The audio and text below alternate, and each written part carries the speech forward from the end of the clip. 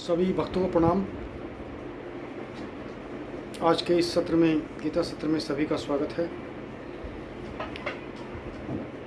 तो आइए शुरुआत करते हैं आज के सत्र की।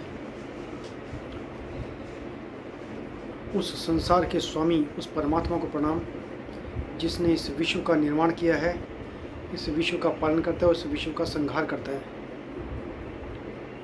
उन सभी गुरुओं को प्रणाम, उन सभी संतों, महात्माओं, ऋषियों, मुनिजनों को प्रणाम जिन्होंने मानव मात्र की भलाई के लिए बहुत से यज्ञ किए, बहुत से कर्म किए, बहुत सी प्रार्थनाएं की। ग्रंथराज श्रीमद् भगवत गीता को प्रणाम। तो अभी हम शुरुआत करेंगे अध्याय 3 के 16वें श्लोक से। अध्याय 3 जैसे आप सब जानते हैं कर्मयोग पर आधारित है, और जो 16, 17वां और इसके आगे के जो हम श्लोक कर रहे हैं वो प्रकृति चक्र, सृष्टि चक्र के बारे में बताते हैं। तो आइए शुरू करते हैं आज का सत्र। तो आइए शुरुआत करते हैं। कर्पूर गौरम करुणावतारम संसार सारम भुजगेंद्रहारम सदा वसंतम हृदयारविंदे भवम भवानी सहितं नमामि। मंगलम भगवान विष्णु मंगलम गुरुद्विजः मंगलम पुंडरीकाक्ष मंगलाय तनुहरि सर्वमंगल मंगल्ये शिवे सर्वार्थ साधिके शरण्ये त्र्यंबके गौरी नारायणी नमस्तुते। तो ऑनलाइन भक्तों का स्वागत है। तो शुरुआत करते हैं 16वें श्लोक से, जो है इस प्रकार। एवं प्रवर्तितं चक्रम न अनुवर्तयित ह्य अघायुरिंद्रिया रामो मोघम पार्थ सजीविति। तो क्या एवं इस प्रकार प्रवर्तितम, वेदों द्वारा स्थापित, चक्रम चक्र, न अनुवर्तयति, तो नहीं अनुवर्तयति मतलब ग्रहण करना, यह इस जीवन में यह है अघ आयु, पापपूर्ण जीवन है जिसका, अघ आयु मतलब पापपूर्ण जीवन। इंद्रियाराम, इंद्रिया में आसक्त हो, मोघम वृथा, मोघम वेस्ट है, पार्थ प्रथापुत्र स जीवती जीवित रहता है। तो क्या तो कहा गया, हे प्रिय अर्जुन, जो मानव जीवन में इस प्रकार वेदों द्वारा स्थापित यज्ञ चक्र या सृष्टि चक्र का पालन नहीं करता, वह निश्चय ही पापमय जीवन व्यतीत करता है। ऐसा व्यक्ति केवल इंद्रिय की तुष्टि के लिए ही व्यर्थ ही जीवित रहता है। तो इंद्रियों के सुख भोगने के लिए वो व्यक्ति जीवित रहता है, वैसे उसके जीवन का कोई अर्थ नहीं है, ये इसमें कहा गया है। तो जो किसके लिए, जो यज्ञ चक्र का पालन नहीं करता, सृष्टि चक्र का पालन नहीं करता, सृष्टि चक्र में कंट्रीब्यूट नहीं करता, सृष्टि के अगेंस्ट में काम करता है। तो कहा गया इस श्लोक में भगवान ने कठोर परिश्रम करो और इंद्रिय तृप्ति का आनंद लो, इस सांसारिक विचारधारा का तिरस्कार किया है। भाई एमएनसी में ज्वाइन किया, बहुत काम किया, खूब पैसे कमाए और उड़ा दिए कहीं घूमने फिरने में, आनंद में। तो इस बात को नहीं एडवोकेसी की है यहाँ पर। अतः जो लोग इस संसार में भोग करना चाहते हैं उन्हें उपयुक्त यज्ञ चक्र का अनुसरण करना परम आवश्यक है। तो भोग तो करो, लेकिन सृष्टि चक्र का हिस्सा बनकर। जो ऐसी विविध विधि विधानों का पालन नहीं करता, अधिक तिरस्कृत होने के कारण उसका जीवन अत्यंत संकटपूर्ण रहता है। प्रकृति के नियम अनुसार यह मानव शरीर विशेष रूप से आत्म साक्षात्कार के लिए मिला है, जिसे कर्म योग, ज्ञान योग या भक्ति योग में से किसी एक विधि से प्राप्त किया जा सकता है। आत्म साक्षात्कार बड़ा महत्वपूर्ण शब्द है। आत्म, who are you, who am I, आत्म, अपने आप को, जब हम अपने आप को ही नहीं जानते, तो आत्म साक्षात्कार होना, self discovery is very important. इन योगियों के लिए यज्ञ संपन्न करने की कोई आवश्यकता नहीं रहती, क्योंकि ये पाप पुण्य से परे होते हैं। किंतु जो लोग इंद्रिय तृप्ति में जुटे हुए हैं, उन्हें पूर्वोक्त यज्ञ चक्र के द्वारा शुद्धिकरण की आवश्यकता रहती है। कर्म के अनेक भेद होते हैं। जो लोग कृष्ण भावना भावित नहीं हैं, वे निश्चय विषय परायण होते हैं। मतलब सब्जेक्टिव, उनको सब्जेक्ट्स में, विषयों में, पदार्थों में रुचि रहती है, अतः उन्हें पुण्य कर्म करने की आवश्यकता होती है। यज्ञ पद्धति इस प्रकार सुनियोजित है कि विषय उन्मुख लोग विषय के फल में फंसे बिना अपनी इच्छाओं की पूर्ति कर सकते हैं। संसार की संपन्नता हमारे प्रयासों पर नहीं अपितु परमेश्वर की पृष्ठभूमि योजना पर निर्भर है, जिसे देवता संपादित करते हैं। अतः वेदों में वर्णित देवताओं को लक्षित करके यज्ञ किए जाते हैं। तो मनुष्य तो सिर्फ एक एफर्ट करता है, एक यज्ञ का रिचुअल करता है, लेकिन उसे संपन्न करने का कार्य देवता करते हैं। और देवता कैसे करते हैं? यज्ञ के थ्रू देवताओं तक पहुंचा जाता है। अप्रत्यक्ष रूप में यह कृष्ण भावनामृत का ही अभ्यास रहता है, क्योंकि जब कोई इन यज्ञों में दक्षता प्राप्त कर लेता है तो वह अवश्य ही कृष्ण भावना भावित हो जाता है। किंतु यदि ऐसा यज्ञ करने से कोई कृष्ण भावना भावित नहीं हो पाता तो इसे कोरी आचार संहिता समझना चाहिए। अतः मनुष्य को चाहिए कि आचार संहिता, SOP, गाइडलाइन तक ही अपनी प्रगति को सीमित न करें, अपितु उसे पार करके कृष्ण भावनामृत को प्राप्त हो। यह इस श्लोक में कहा गया है। अभी अगले श्लोक में कहा है, यस्त्वा आत्मरतिरेव स्याद आत्मतृप्तश्च मानवः आत्मन्येव च संतुष्टस्तस्य कार्यं न विद्यते। मतलब आत्मति, आत्मा में आनंद लेते हुए, आत्मतृप्त मतलब स्वयं प्रकाशित, आत्मनि अपने में संतुष्ट, पूर्णतः संतुष्ट कार्य कायम करते हुए अन्य नहीं विद्यते रहता है। तो इसका क्या मतलब हुआ? किंतु जो व्यक्ति आत्मा में ही आनंद लेता है तथा जिसका जीवन आत्म साक्षात्कार युक्त है, अपने आप को साक्षात्कार उसने कर लिया, और जो अपने में ही पूर्णतः संतुष्ट रहता है, उसके लिए कुछ करणीय नहीं होता, उसके लिए कुछ कर्तव्य नहीं होता। तो मतलब उसे सब कुछ कर चुका है वो। तो जो व्यक्ति पूर्णतः कृष्ण भावना भावित है और अपने कृष्ण भावना अमृत के कारण उसे पूर्णतः संतुष्ट रहता है तथा उसे कुछ भी नियत कर्म नहीं करना होता, कृष्ण भावना भावित होने के कारण उसके हृदय का सारा मैल तुरंत धुल जाता है, जो हजारों हजार यज्ञ संपन्न करने पर ही संभव हो पाता है। इस प्रकार चेतना के शुद्ध होने से मनुष्य परमेश्वर के साथ अपने संबंध के प्रति पूर्णतः आश्वस्त हो जाता है। भगवत कृपा से उसका कार्य स्वयं प्रकाशित हो जाता है, अतः वैदिक आदेशों के प्रति उसका कर्तव्य निशेष हो जाता है। ऐसा कृष्ण भावना भावित व्यक्ति कभी भी भौतिक कार्यों में रुचि नहीं लेता और न ही उसे सुरा, सुंदरी तथा अन्य प्रलोभनों में कोई आनंद मिलता है। उसे तो आनंद मिलता है कृष्ण का नाम जपने में, कृष्ण का स्मरण करने में, कृष्ण के अपने कार्य को करते हुए कृष्ण का स्मरण करने से, तो इसी में वो आनंद रहता है। और ये आनंद कई यज्ञों को करने से भी नहीं मिलता। तो आगे का जो श्लोक में बताया, श्लोक नंबर 18, नैव तस्य कृतेनार्थो न कृतिनेहि कश्चन न चास्य सर्वभूतेषु कश्चित् अर्थव्यपाश्रयः। तो कृतेन मतलब कार्य संपादन से, अर्थ मतलब प्रयोजन, अकृतेन कार्य न करने से इस संसार में कश्चित जो कुछ हुआ, सर्वभूतेषु समस्त जीवों में, अर्थ मतलब प्रयोजन, व्यपाश्रय मतलब शरणागत। तो इसका क्या मतलब हुआ? स्वरूप सिद्ध व्यक्ति के लिए न तो अपने नियत कार्यों को करने की आवश्यकता रह जाती है, न ऐसा कर्म न करने का कोई कारण ही रहता है। उसे किसी अन्य जीव पर निर्भर करने रहने की भी आवश्यकता नहीं रह जाती।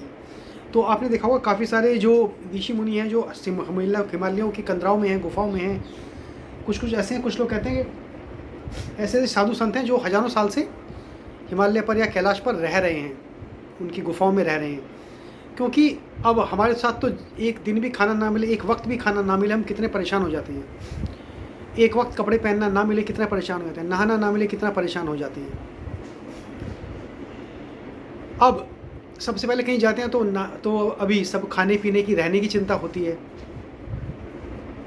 तो हजारों साल से चले गए वहाँ पर, ऐसी जगह जहाँ पर ना गैस है, ना बिजली है, ना पानी है, लेकिन तब भी वो अपने में संतुष्ट रहते हुए भगवान की भक्ति में आज भी ऐसे संत हैं जो लीन हैं। कैसे हैं? क्योंकि वो किसी सहारे पे जरूरत है ही नहीं। वो ना तो अन्न पे डिपेंडेंट है, ना वो वायु पे डिपेंडेंट, ना वो पानी पे डिपेंडेंट है। तो वो उस लेवल तक आ गए हैं जहाँ पे उन्हें किसी अन्य जीव पर निर्भर रहने की कोई आवश्यकता नहीं है। तो स्वरूप सिद्धि, तो इसको स्वरूप सिद्ध अपने, जिसने अपने आप को साक्षात्कार कर लिया, अपने आप को पहचान लिया है, स्वरूप सिद्ध व्यक्ति को कृष्ण भावना भवित कर्म के अतिरिक्त कुछ भी करना नहीं होता, किंतु यह कृष्ण भावनामृत निष्कृतिया भी नहीं है, जैसे कि अगले श्लोक में बताया जाएगा। कृष्ण भावना भावित व्यक्ति किसी के स्वर्ण ग्रहण नहीं करता, चाहे वह मनुष्य हो या देवता। कृष्ण भावनामृत में वह जो भी करता है वही उसके कर्तव्य संपादन के लिए पर्याप्त है। तो आगे के श्लोक में अभी क्या कहा गया, जो आज के सत्र का आखिरी श्लोक पढ़ेंगे हम। तस्मात् असक्त सततम कार्यम कर्म समाचर, असक्तो चरण कर्म परमाप्नोति पुरुषः। तस्मात् मतलब अतः, असक्त मतलब आसक्ति रहित, सततम निरंतर, कार्यम कर्तव्य के रूप में, कर्म कार्य, समाचार करो, असक्त अनासक्त ही, निश्चय ही। तो अनासक्त या आसक्ति रहित, असक्त का 2 बार असक्त यूज हुआ है इस श्लोक में। आचरण करते हुए कर्म परम परब्रह्म को आपनोति प्राप्त करता है पुरुष, मतलब पुरुष या मनुष्य मानव। तो कहा गया है कि अतः कर्म फल में आसक्त हुए बिना मनुष्य को अपना कर्तव्य समझकर निरंतर कर्म करते रहना चाहिए। कर्म फल में आसक्त हुए ना, मतलब कर्म फल की चिंता मत करो, उसमें आसक्त मत हो। कभी कभी हम काम तो कम करते हैं और फल की नहीं, ये मिल जाए, ये मिल जाए, ये मिल जाए, तो खोदते तो कम है, सोना मिल जाए नीचे, उसकी चिंता ज़्यादा रहती है। तो कहा गया कर्म फल में आसक्त हुए बिना मनुष्य को अपना कर्तव्य समझकर निरंतर कर्म करते रहना चाहिए, क्योंकि जो मिलेगा वो तो ऑटोमेटिक मिल ही जाएगा। क्योंकि अनासक्त होकर कर्म करने से उसे परब्रह्म की प्राप्ति होती है। तो मेटेरियलिस्टिक चीज़ें तो बहुत छोटी चीज़ें हैं, अपना कर्म करते हो परब्रह्म तक की प्राप्ति के बारे में बताया गया है। तो इसका तात्पर्य क्या बताया प्रभुपाद जी ने, मैं इस्कॉन की गीता ले रहा हूँ, श्रीमद् भगवद गीता यथारूप के कहा गया है। प्रभुपाद जी ने कहा कि भक्तों के लिए श्री भगवान परम है और निर्विशेषवादियों के लिए मुक्ति परम है। अतः जो व्यक्ति समुचित पथ प्रदर्शन पाकर और कर्म फल से अनासक्त होकर कृष्ण के लिए या कृष्ण भावनामृत में कार्य करता है, वह निश्चित रूप से जीवन लक्ष्य की ओर प्रगति करता है। अर्जुन से कहा जा रहा है कि वह कृष्ण के लिए कुरुक्षेत्र के युद्ध में लड़े, क्योंकि कृष्ण की इच्छा है कि वह ऐसा करे। उत्तम व्यक्ति होना या अहिंसक होना व्यक्तिगत आसक्ति है, किंतु फल की आसक्ति से रहित होकर कार्य करना परमात्मा के लिए कार्य करना, भगवान के लिए कार्य करते हुए, आसक्ति के बिना कार्य करते हुए, यह उच्चतम कोटि का पूर्ण कर्म है जिसकी संस्तुति भगवान श्री कृष्ण ने की है। नियत यज्ञ जैसे वैदिक अनुष्ठान उन पाप कर्मों की शुद्धि के लिए किए जाते हैं जो इंद्रिय तृप्ति के उद्देश्य से किए गए हों, किंतु कृष्ण भावनामृत में जो कर्म किया जाता है वह अच्छे या बुरे कर्मों के फलों से ये परे है। कृष्ण भावना भावित व्यक्ति में फल के प्रति लेश मात्र आसक्ति नहीं रहती, वह तो केवल कृष्ण के लिए कार्य करता है, वह समस्त प्रकार के कर्मों में रहकर रहकर भी पूर्णतः अनासक्त रहा आता है।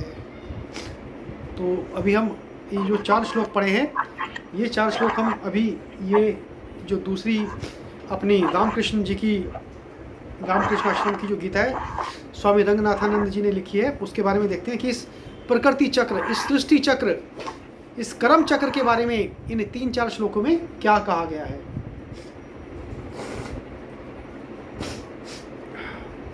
तो 16वां श्लोक फिर से पढ़ेंगे हम।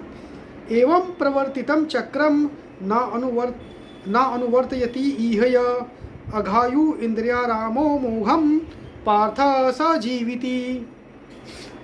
तो वह जो इस संसार में पाप पूर्ण जीवन व्यतीत करने में और इंद्रियों में सुख प्राप्त करने में इस प्रकार निर्धारित की गई चक्रीय गति का निर्वाह नहीं करता, वह प्रतापुत्र वह व्यर्थ ही जीता या जीती है। तो इसमें लिखा है हमें प्रकृति के साथ, प्रकृति का जो चक्र है, प्रकृति के चक्र के साथ चलना है, कर्म चक्र के साथ चलना है, यज्ञ चक्र के साथ चलना है। यज्ञ चक्र का क्या मतलब बताया कि यज्ञ में जो वैदिक अनुष्ठान दिए गए हैं, जो रीति रिवाज दिए गए हैं, जो लालन पालन रहन सहन का और जीवन को कैसे जीना चाहिए उसके बारे में कहा गया है, उसका पालन करना चाहिए।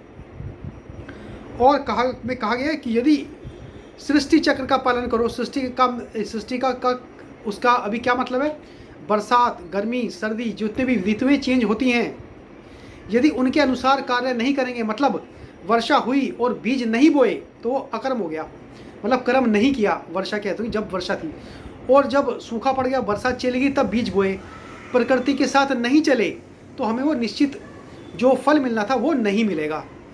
इसका मतलब ये नहीं कि फल की चिंता नहीं करनी, लेकिन हम उसके कर्म ही नहीं किया तो फल कहाँ से आएगा। और जो कर्म कर लिया हमने तो फल की चिंता करनी नहीं, वो ऑटोमेटिक ही आएगा। यदि हम तो प्रकृति के साथ, प्रकृति के यदि हमने पेड़ काटे, आज के टाइम में यदि पेड़ काटे तो डबल पेड़ लगाओ, क्योंकि एक किसान ने कुछ साल लगा के 10, 15, 20 साल में जो ट्री बड़ा हुआ है, तो कुछ सीड डालने से वो अपना कर्तव्य पूरा हो जाए ऐसा नहीं समझना चाहिए। लेकिन उसको कंटिन्यूअस उस कार्य को हम करें। यदि हम कहीं पर 4 पेड़ काटे तो 40 सीड भी बोए, चलो 4 पे 40 में से आधे भी चले गए, चौथाई भी चले गए, तो कम से कम उतने हम मैनेज कर पाएँ। प्रकृति के संसाधनों का संरक्षण, उनका अनावश्यक दोहन ना करें, प्रकृति के साथ मिलकर चलें।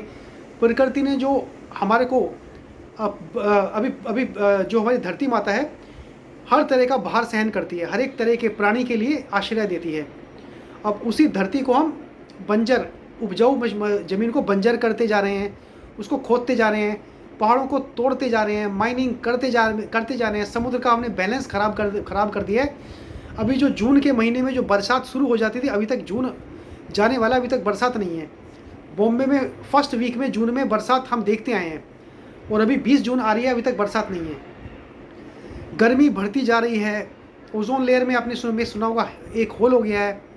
तो जितना हम प्रकृति के साथ, मतलब सृष्टि चक्र के साथ हम चल नहीं रहे हैं, तो ये जीवन हम व्यर्थ कर रहे हैं। जो इस श्लोक में, आज के युग में कितना रिलेवेंट है, वो इस श्लोक में बताया गया है। श्री कृष्ण इस सत्य के बारे में बहुत बल देते हैं। यह चक्र, यह अंतर संबंधता का वृत्त इस ब्रह्मांड के प्रारंभ में स्थापित किया गया था। ये पूरा चक्र, ब्रह्मांड जब शुरू हुआ तभी भगवान ने डिसाइड कर दिया था। वो चक्र निरंतर चल रहा है। सूर्य कभी बोलता है कि मेरे को छुट्टी लेनी है, आज मैं आधी ज़िंदगी छुट्टी लेना चाहता हूँ, मैं 1 घंटे की छुट्टी लेना चाहता हूँ, मैं आज उगूंगा नहीं, मैं सिर्फ 1 मिनट की छुट्टी लेना चाहता हूँ। सूर्य, चंद्रमा, ग्रह बोलते हैं सिर्फ 1 सेकंड की छुट्टी लेना चाहता हूँ। और हम में से आज तक जितने भी सदियों से, जब से पृथ्वी का पे जीवन आया है, मानव जीवन बना है, तो हर एक व्यक्ति नहीं एक सेकंड की तो किसने आराम किया ही होगा, छुट्टी ली होगी। लेकिन जो भगवान ने जब से इस ब्रह्मांड का निर्माण हुआ है, उसके प्रारंभ में ये सारी चीज़ें भगवान ने सेट कर दी कि भाई मानो तुम छुट्टी, तुम आराम करो ना करो, मेरे जो प्रकृति बनाई है वो 1 मिनट क्या, 1 सेकंड क्या, 1 मिली सेकंड के लिए भी आराम नहीं करेगी। जब बीज को उगना है, अंकुर आने हैं, पौधा बनना है, पत्ती आनी है, वो अपनी दिशा से चलता ही रहेगा, वो कभी आराम करेगा नहीं। चलो भाई मैं 6 महीने रुक के आराम करके तब मैं बढ़ जाता हूँ, ऐसा तो कभी होता नहीं है। समुद्र कहता है मेरे को आराम करना है, 1 मिनट के लिए अपनी लहरें मैं अभी रोक देता हूँ, ऐसा कभी होता नहीं है। तो जब ब्रह्मांड का विकास प्रारंभ हुआ, यह चक्र भी तभी प्रारंभ हुआ। यह अंतर संबद्धता का वृत्त एवं परिवर्तित एवं चक्र, जो इसका अनुपालन इस जीवन में नहीं करता, वह इस चक्र के विचार की उपेक्षा करता है। तो हमें कर्म की ही ये सारी चीज़ें हैं, सूर्य, चंद्रमा, पेड़, पट्टी, वायु बहती रहती है अनंत काल से, पानी, ये अपना कर्म सतत करते रहते हैं। तो इससे हमें एक प्रेरणा मिलती है, एक लेसन मिलता है, एक सबक मिलता है कि भाई अपने कर्म को छोड़ना नहीं है। जब ये सब चीज़ें अपना कर्म कर रही हैं तो मानव अपना कर्म क्यों छोड़े और इसे भंग करता है। तो यदि वो इस जीवन चक्र को भंग करता है तो जीवन को एक पक्षीय बनाता है, स्वार्थपूर्ण बनाता है, आत्म केंद्रित बनाता है। ऐसे व्यक्ति का क्या होता है, इसका मतलब अघायु शब्द का यूज़ किया। इसका मतलब उसका जीवन पापमय होता है, उसका जीवन पापमय है, वो पाप कर रहा है। और आजकल सभी कंट्रीज़ हम इतना बायोलॉजिकल वेपन्स यूज़ कर रहे हैं, केमिकल्स हम यूज़ कर रहे हैं, हम एक तरह से पृथ्वी को दोहन करते जा रहे हैं, तो हम इस प्रकृति का निरादर ही कर रहे हैं। तो एक सारी कंट्रीज़ हैं वो सब एक क्या कहें, पाप में है, एक प्रवृत्ति में उतारू हो रही है। आयु का अर्थ है जीवन और अग अग का अर्थ है पाप या दोष। वह स्त्री या पुरुष अघायु क्यों है? अघायु मतलब पाप में है, क्योंकि वह इंद्रिय रामो है। इंद्रिय रामो मतलब जो सिर्फ अपने इंद्रियों की, अपने स्वयं की इंद्रियों के सुख में ही सुख भोगते हुए।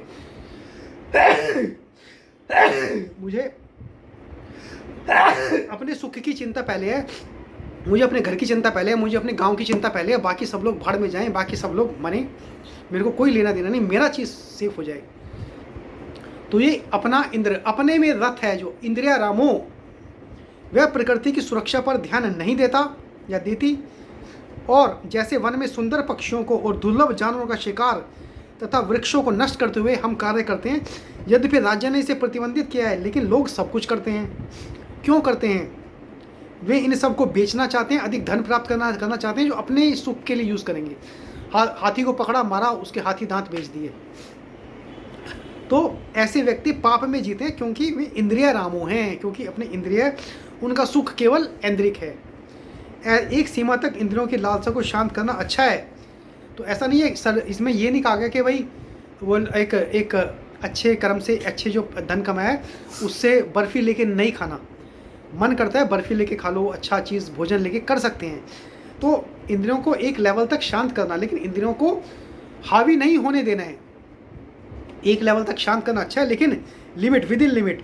सीमा के पार इंद्रियों को ना शांत करना भयावह है, बहुत भयजनक है। आज इस विषय पर सभी अंतर्राष्ट्रीय परिचर्चाओं में मानवीय आवश्यकताओं और मानवीय इच्छाओं के बीच में हम अंतर करते हैं। गांधी जी ने कहा था, इस संसार में मानवीय आवश्यकताओं के लिए पर्याप्त है, लेकिन मानवीय इच्छाओं के लिए नहीं। तो इसने कहा था, nature gives us for our every need but not for every grid.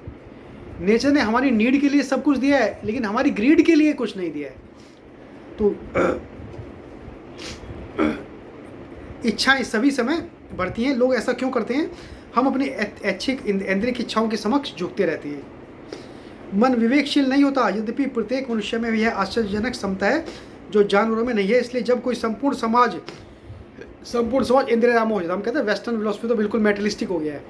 तो यदि वो इंद्रिय रामो हो जाता है तो केवल इंद्रिय सुख के प्रति ही समर्पित, तो वह समाज पतोन्मुख हो जाता है। हम देखते हैं वेस्टर्न वर्ल्ड में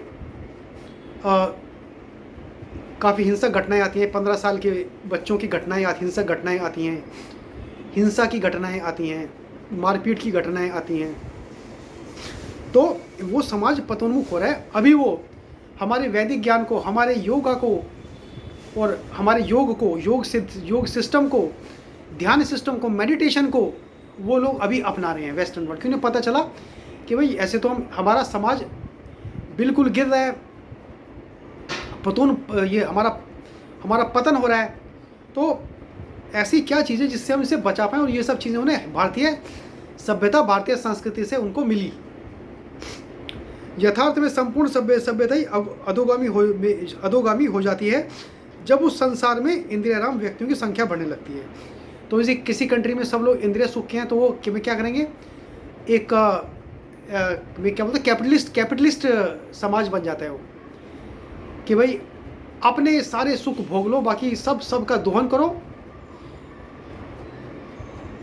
समाज का दोहन करो, प्रकृति का दोहन करो, देशों का दोहन करो, और अपने लिए अर्थ कमाओ, अपने सुख के लिए कार्य करो। तो कुछ समय के लिए वो सस्टेन कर पाएंगे, लेकिन लॉन्ग टर्म में वो पूरी सभ्यता नष्ट हो जाती है। और हमारे स्वयं भारत के इतिहास में अनेक बार हुआ है।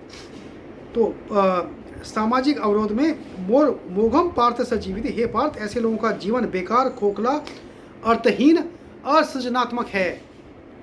मोघ का अर्थ है निरर्थक। वह जीवन जो वे व्यतीत करते हैं वह अर्थहीन जीवन है। सभी जानवर भी इसी प्रकार रहते हैं और मनुष्य भी इसका अनुगमन करते हैं, लेकिन वे अपनी अनुपमता भूल जाते हैं कि वे दूसरों का कल्याण के प्रति भी रुचि रख सकते हैं। तो यदि हम वही अपने लिए सब कुछ करते हैं, वही जानवर करता है, तो इंसान जानवर में फ़र्क नहीं है। इंसान को तो एक मौका दिया कि इंसान का दिमाग है, वो दूसरों के लिए सोच सकता है जो जानवर नहीं सोच सकते। तो इसमें अपने मन को कंट्रोल कर सकता है जो जानवर नहीं कर सकते। तो इंद्रियों में, मनुष्यों में वो क्षमता दी हुई है, लेकिन उस क्षमता का उपयोग नहीं करते। इसलिए ये दोनों परस्पर जुड़े हैं। अघायु इंद्रियरामो मोघम पार्थ से जीवती। हमारे भारत को लीजिए, तो इसमें क्या है कि 40 करोड़ लोग निर्धनता से पीड़ित हैं। हमारी 160 करोड़ की जनसंख्या में 40 करोड़ लिखा है कि बिलो पॉवर्टी लाइन, पिछड़ेपन और अशिक्षा से। और कुछ लोगों के पास 1% लोग हैं जिनके पास अत्यधिक संपत्ति है और वे उसी में डूबे रहते हैं। तो जो अभी मिलियनेयर है उसे बिलियनेयर बनना है, जो बिलियनर है उसे मल्टी बिलियनेयर बनना है, जो मल्टी बिलियनेयर है उसे ट्रिलियनेयर बनना है। अभी तो इलोन मस्क जो पहला ट्रिलियनेयर है वर्ल्ड का, उसने बोला मैं तो क्वाड्रिलियनेयर भी बन जाऊंगा, मतलब 1000 जो ट्रिलियनेयर है उससे भी बड़ा। तो कह रहा मैं तो वहाँ तक भी जा सकता हूँ। तो उसमें क्या है, जिनके पास अत्यधिक संपत्ति है वे उसी में डूबे रहते हैं। इसे देखिए, एक खोखला अर्थहीन जीवन, उन्होंने अपने चारों ओर के संसार से कोई मतलब नहीं है। भारत की पिछली कुछ सदियों में इस प्रकार के लोगों को उद्धृत करते हुए अमेरिका से 20 अगस्त 1893 को लिखे गए एक पत्र में स्वामी विवेकानंद जी ने क्या कहा है, मुझे उन लोगों पर तरस आता है, वे दोषी नहीं हैं, वे बालक हैं, निरे बालक हैं, भले ही वे समाज में बड़े आदरणीय उदाहरण समझे जाएं। उनकी आंखें कुछ गज के अपने छोटे क्षितिज के परे कुछ नहीं देखती, और यह क्षितिज है जिसका नित्य प्रति का कार्य है खान पान, अर्थोपार्जन और वंश वृद्धि। तो उनका नित्य का कार्य है खाओ पियो सो जाओ, पैसा कमाओ और वंश की वृद्धि करो। ये सब कार्य शंख घड़ी के कांटे पर सदे होते हैं, इसके सिवा उन्हें और कुछ नहीं सोचता। तो 50 साल 60 साल 70 साल तक वही करते हैं, उसके बाद मर जाते हैं। अतः कैसे सुखी हैं बेचारे, उनकी नींद किसी तरह टूटती नहीं। सदियों के अत्याचार के फलस्वरूप जो पीड़ा, दुख, हीनता, दारिद्र्य की भारत गगन में गूंज रही है, उससे उनके सुखकर जीवन को कोई जबरदस्त आघात नहीं लगता। युगों के जिस मानसिक, नैतिक और शारीरिक अत्याचार ने ईश्वर के प्रतिमा रूपी मनुष्य को भारवाही पशु, भगवती की प्रतिमा रूपणी रमणी को संतान पैदा करने वाली दासी और जीवन को अभिशाप बना दिया, उसकी कल्पना भी नहीं कर पाते। वो सिर्फ अर्थोपार्जन में लगे रहते हैं। तो अभी ये अर्थोपार्जन कोई बुरी बात नहीं है, अर्थोपार्जन करो, जितना करना चाहिए उतना करो, लेकिन उसका एक हिस्सा समाज के और दूसरे लोगों के हित के लिए, कल्याण के लिए भी तो खर्च करना चाहिए, तभी वो अर्थ उपार्जन सार्थक बनेगा। श्लोक 16 में एक अद्भुत वक्तव्य है और श्लोक 17 में सभी मनुष्यों के लिए समझ रखा हुआ एक दूसरे प्रकार का जीवन आपको मिलता है। जब एक व्यक्ति शुद्ध हो जाता है, इंद्रियों को अनुशासित कर लेता है और अपने असीम स्व को जानने के मार्ग पर चल देता है। असीम स्व मतलब सेल्फ डिस्कवरी। तो हमें क्या है, self mastery to self discovery. तो पहले में सेल्फ मास्टरी खुद पे कंट्रोल में करना होगा, उसके बाद सेल्फ अपने आप को जानना होगा। पहले कंट्रोल करो फिर जानो, self mastery to self discovery. तो अभी तक स्व अपने आप को आत्म साक्षात्कार, हमें आत्म साक्षात्कार ही नहीं किया। हमने अपने आप से कभी पूछा ही नहीं कि हम कौन हैं, क्या हैं, हम यहाँ क्यों हैं, मैं कौन हूँ, तुम कौन हो। हम आत्म साक्षात्कार कभी किया ही नहीं है। तो लेकिन जिन इंसान ने कर लिया है, वह एक अनुपम व्यक्ति बन जाता है, जो किसी कर्तव्य के बाह्य दबाव से बंधा हुआ नहीं होता, बल्कि उसका प्रेम, उसकी करुणा और उसका सेवा भाव स्वाभाविक रूप से प्रभावित होते रहते हैं, सहज रूप से। उसका अस्तित्व मात्र ही समाज के लिए वरदान होता है। यह विचार अगले श्लोक 17 में व्यक्त किया गया है। तो अब क्या कहें, यस्तु आत्मरतिरेव स्यात् आत्मतृप्तश्च मानवः आत्मन्येव च संतुष्टः तस्य कार्यं न विद्यते।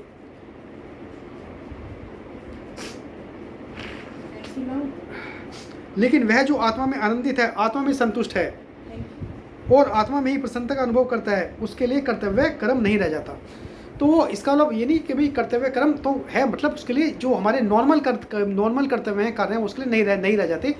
हमने देखा है कि भाई बड़े बड़े साधु संत महात्मा सिद्ध संत हैं, जो हिमालय की कंदराओं में हजारों साल से कुछ लोग रह भी रहे हैं, और जो सिद्ध संत हुए हैं वो अपने आत्मा में आनंदित हैं। ना तो उनको किसी धन से मतलब है, ना किसी घर से मतलब है, और ना ही किसी व्यक्ति विशेष से लगाव है, ना किसी विशेष वस्तु से कुछ लगाव है। तो वो अपने आप में ही प्रसन्नता का अनुभव करते हैं, भगवान के नाम में रति में लगे रहते हैं और अपने में प्रसन्नता अनुभव करते हैं। उनके लिए कोई कर्म करने के, जो भी कर्म करते हैं वही अपने आप में एक दिव्य कर्म बन जाता है। तो उस व्यक्ति की कोई कर्तव्य करने को नहीं होते, किंतु तो उसे बच्चों को स्कूल छोड़ने जाना है, ये ग्रोसरी लानी है, ये सब कर्तव्य उसके लिए नहीं रह जाते, क्योंकि उसने तुष्टि प्राप्त कर ली है। आत्मा के अमृत होने का बोध होने पर क्रम विकास अपनी चरम परिणति पर पहुंच जाता है। तो यह उन्होंने प्राप्त कैसे किया, यह प्राप्त कैसे किया जाता है, तो उसका आनंद पूर्णतः असीम स्व हम सब में छुपा हुआ ईश्वर में होता है। तो हम सब में भी एक ईश्वर है, तो हम सब में उस ईश्वर को पहचानना है। जब उस ईश्वर को पहचान लेंगे तो हम सेल्फ डिस्कवरी कर लेंगे, अपने स्व को पहचान लेंगे। तो रति का अर्थ है आनंद, और इसका अर्थ दूसरा एक अर्थ है यौन सुख। सभी आनंद इस रति शब्द में समाहित है, और यहाँ रति है आत्मरति एवं सयात। उसने सर्वोच्च आनंद केवल आत्मा में ही प्राप्त कर लिया है। तो सर्वोच्च आनंद उसका कौन सा है, आत्मा में प्राप्त कर लिया है। असीम स्व में सभी प्राणियों में विद्यमान वह एक ही स्व आत्म तृप्तश्च मानव है, वह मानव जो आत्मा में ही पूर्ण तृप्त है। ऐसे व्यक्ति, उसने आत्मा को पहचान लिया है। आत्मा को जो उसे उस आत्मा को देखने में, उस आत्मा को पहचानने में जो आनंद मिलता है, वो दुनिया के किसी भी भोग में वो आनंद नहीं है। तो उस आनंद को कोई लेना चाहेगा जो भी इतना बड़ा आनंद है जो कहीं संसार के किसी आनंद में नहीं है, तो उसे किसी बाहर से किसी वस्तु की आवश्यकता नहीं होती, क्योंकि वो अंदर अपने अंदर ही है। तो इसमें ये श्लोक में कहा गया है, तो सबसे बड़ा आनंद, the maximum satisfaction is inside a person only. किसी बाह्य वस्तु, इस संसार में वो आनंद है ही नहीं, तो सबसे बड़ा आनंद इंसान के अंदर ही है। उसे अपने आनंद के लिए किसी इंद्रिय विषय की इच्छा नहीं होती, वह सौम्य आनंद से परिपूर्ण होता है। और यह भाषा उपनिषदों से ली गई है जो यहाँ यूज़ कर रहे हैं। यह कर्म विकास के सर्वोच्च स्तर पर होता है, मतलब उसने जो प्रकृति का जो कर्म योग का यज्ञ चक्र का जो विकास है उसकी सर्वोच्च सीमा तक पहुँच गया है। चक्र एक चक्र पूरा हमें कहीं कोई इस चक्र को 360 डिग्री है, तो कोई चक्र का 5 डिग्री कर पाता है, कोई 2 डिग्री कर पाता है, कोई 1 डिग्री, 20 डिग्री पहुंचना भी बहुत मुश्किल है, और ये तो 360 डिग्री है अपना।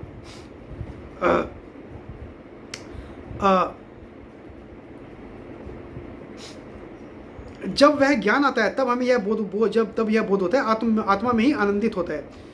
तो उसको पूरा करने के लिए कोई कर्तव्य नहीं होता, वह पूर्णतः स्वतंत्र होता है, और शेष मानवता के लिए ऐसा व्यक्ति वरदान होता है। क्योंकि हमारे समक्ष तो जो वो बोलेगा बिल्कुल नपातुला बोलेगा, तो उसके वर्ड जो लिखे हैं, आपने कहा जो हम तो 1000 लाखों शब्द बोलते होंगे दिन में, या 1000 शब्द बोलते होंगे, तो कोई भी नोट करने लायक या लिखने लायक नहीं होता। जो सिद्ध संत होते हैं उनकी कोई भी वाणी है उसकी ग्रंथ बन जाता है, धार्मिक बुक बन जाती है, उसके ग्रंथ बन जाता है। उन्होंने ये बोला था, क्योंकि उनकी एक एक वाणी, एक एक कर्तव्य दिव्य हो जाता है, और वो सबके लिए एक लेसन, एक गाइडलाइन, एक आचार संहिता बन जाती है। तो वो दिन में यदि 4 शब्द बोलते हैं, 400 शब्द बोलते हैं, वो सभी नोट करने योग्य होते हैं। लेकिन जब कोई असीम आत्मा का साक्षात्कार कर लेता है, वह समाज का हित कर्तव्य बोध से नहीं करता, सामाजिक अनिवार्यता से नहीं करता, अभी तो प्रेम और सेवा के एक सहज प्रवाह के कारण करते हैं। तो प्रेम और सेवा देखी उसने, सब प्राणियों की सेवा करेगा, सब प्राणियों में प्रेम देखेगा, उसके हिसाब से वो ये सब कार्य करता है।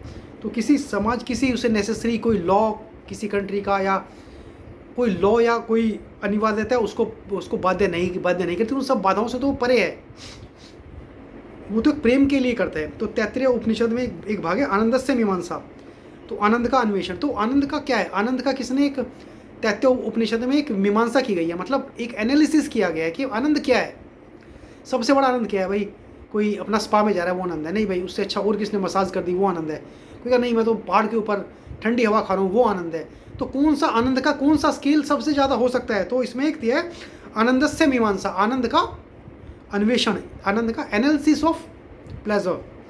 तो उपनिषद कहता है सभी प्रकार के मानवीय सुख आत्मानंद के अल्पंश होते हैं। तो जो आत्मा का जो आनंद है सब उसके बिल्कुल फ्रैक्शंस हैं, बाकी सब जो आनंद है। एतस्य एव आनंदस्य मात्रम उपजीवंती, ये एक श्लोक कहा गया है तैत्तिरीय उपनिषद में।